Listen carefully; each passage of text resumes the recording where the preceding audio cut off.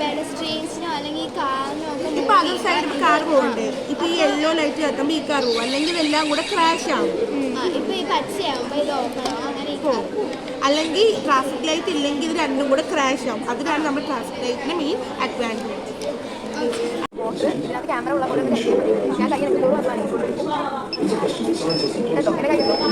ഇത് മഞ്ഞയാണ്, പച്ചയാകും പിന്നെ റെഡ് വാങ്ങും. മനസ്സിലായോ?